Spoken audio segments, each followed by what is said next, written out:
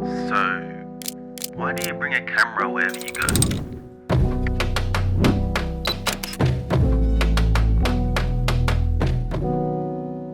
We were both born in Ukraine, but I left Ukraine when I was half a year, maybe a year. So I don't remember anything about Ukraine.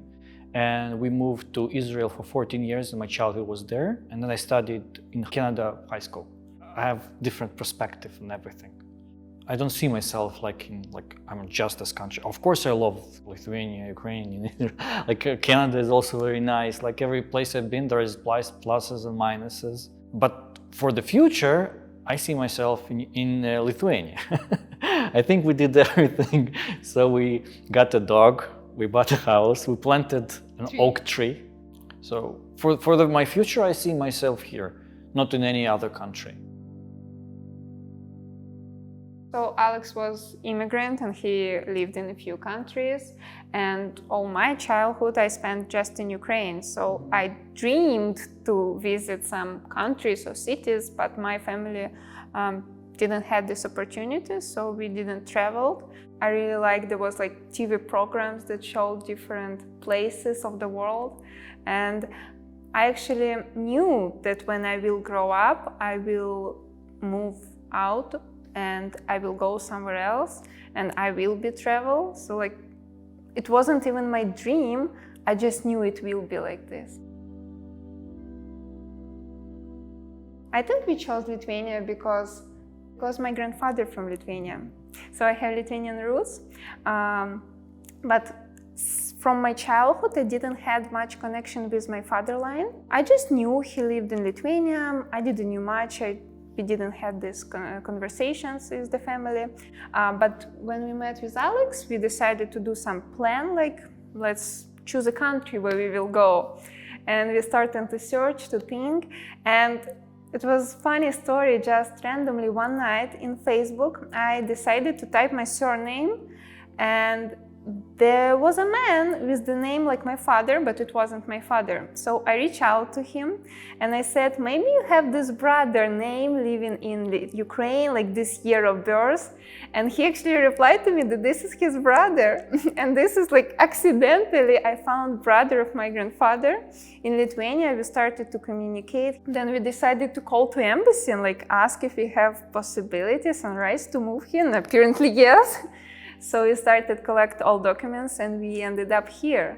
And why I found brother of my grandfather? Because my grandfather dead, so I couldn't speak to him, but instead I found actually big family. This grandfather that I'm talking about, he lived in a small village near Kaunas, Ežerėlis. It's a very cute place. I really love when we come there.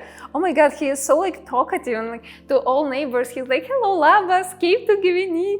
And it's so cute. And I'm somehow it's different world. They know each other. They so heartwarming. They so welcoming. It's I don't know, dream city, dream village, dream world to live in. We didn't know a lot about Lithuania, and I also didn't know anything about Lithuania. In the first 3 months, I was Latvia, Lithuania, where we came. So I have no idea, but it was intuition, but we made the right choice. And it was unusual for us that it's so green here, it's so beautiful, so cozy. And from the first day when we came here, we felt like we are home. So it was intuitive choice to move here, but it was right choice.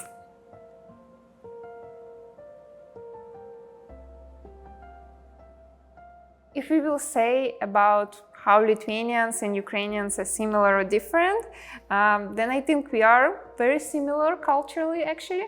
And maybe this is why also it was easy for us to immigrate, because we didn't have this much differences. It was similar, we came from one home to another home.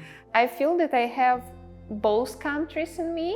Ukrainian, of course, because I lived there for a very long time.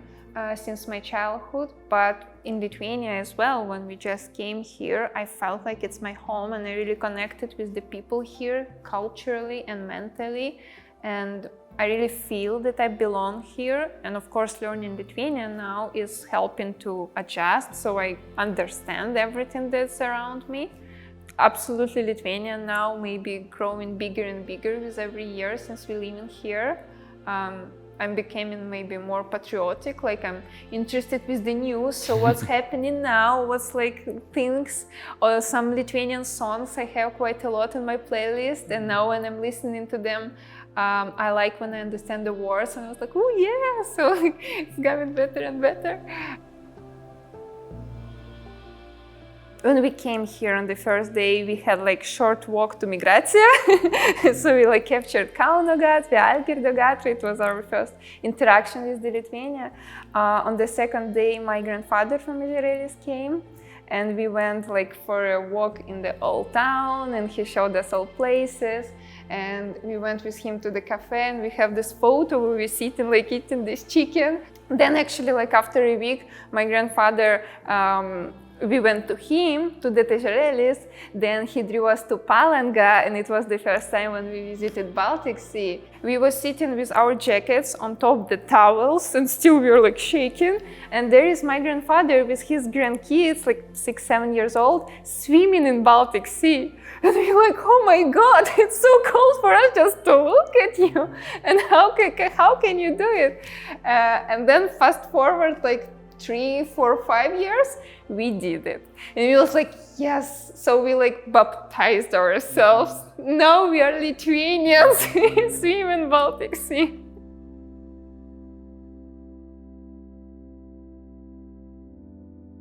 To be a good photographer, I think you need to have both a talent and you need those 1,000 hours. But I think everyone has a talent. It's just they need to find and express it. There is a lot of different paths in photography, and you just need to match your inside to that. You need to love what you photograph, and that is the talent when you love what you're doing. At least for us, it was the journey that we followed our heart. The same with Lithuania, we followed our heart, we came here. I started photography just by following my heart, and now where we are, the same, we are following just our heart, and we are doing by feeling how seems right, and it works out. Yes, when you think less, it actually works better for us. We just feel that we like that, okay, let's go there. We feel that this has more impact, okay, let's do that. And on the example of posing, I can say, like people always asking, how should I sit? What should I do? Like, I'm telling to them, just sit, don't think. And then they sit good. But when they start to think, how should I sit? Then they look wrong. Like, it's maybe awkward and nervous, you don't know like where to put. But if we are just doing naturally, like we are sitting and chatting, we are in cafe waiting in a line or something, there is always beautiful posing. We don't need to think about it. It comes up naturally. And I think it's also helpful during our photo shoot that there is 2 of us, because I am more like guiding people into poses and like helping them adjusting. And Alex, some people said he's like shadow, because like maybe you can't always see him, but he's always around, and he capturing the most beautiful like angles and photos. And it also helps to people because there is 2 of us. You can be nervous in this pose directions. So you're nervous at one, but in another you look natural. So it works good. So I like to wait for the moment, so I don't really interact. I just see, for example, something beautiful about the person, maybe the smile, how they move their eyes or something. And I know that they will do it, and I'm waiting for that moment. So for me, photography is like the Japanese concept ikigai. So I do what I love. I have an impact on the person because I see how they react when I photograph them. And it is what allows me to live. It also pay for that. So it's like completely, so I feel like my life matters. So I have something that matters for other people. So it completes a bit.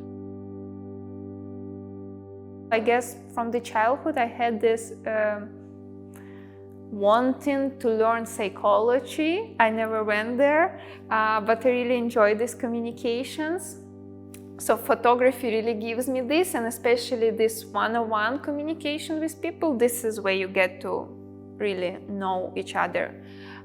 So we started to photograph portraits, women portraits. And during the photo shoot and after photo shoot, we are showing people photos. And if sometimes you are making some project, programming it, or like, I don't know, doing some woodwork, you need some time until you will see the result. And with the camera, you make a click and you see the result, you show it right away to the person and you see their reaction as well. So it's very fast emotions, you can say, like right away you can make them happy and it makes you happy. We do it very personal. We try to make it as personal as possible. So we first meet the person, understand what they like, what they want, how they see themselves. We try to become like the friends. So for an hour or more, we meet before the photo shoot, just to talk about stuff and understand, so they can understand us, we can understand more them. And sometimes people are coming to us because they have everything in life and they just want to capture it. They're happy with it, they just want to capture it. Or other time people are coming to us to find themselves because they are maybe going through some changes. Yes, because we photograph without filters. They don't need to buy anything. They don't need to make makeup that they never wear. So they need to look natural as they are, and we capture them at that moment. So the real them in that period of life. They will remember themselves in 20, 30 years when they look and they're like, who is this person? So they will look and they see, this is me and this is my thoughts, this is what I was going through at that moment. We don't like when it's trendy or the filters are trendy because now it's trendy, the colors are trendy. We are doing more photos that will last forever, possible of course. That person will look at this like 30, 50 years and it still will be memorable. I want it to be timeless. Yes. We don't do trends. Yes. And I think we don't do trends because we are not trendy. Like we are quite simple. We have simple flats, we have simple clothes. We like to be minimalist, like keep it minimal. And I think this is why our photos the same, because still we are capturing person, but it going through us. And of course we have some impact on it as well. When there is nothing distracting, when there is just a person and we can have this deep conversation. We express ourselves through each photo because you still have the image in your head, how you see the person. I think you need to be really open. I think it's very important to do it without any judgment. I don't think we ever judged anyone because it will be very hard to capture them, the real them, if we will think about different stuff. So we have that image, we see the person, and we love that person. I think we need to love each person we photograph because without that, the magic will not happen. Yes, and I think actually I have even this rule in myself that I love every person that we photograph. It can't be other way. I'm in love with them. With our photography, we want to show people love to themselves because I believe that from inside love, then we can express it to the world, and our world for sure need more love.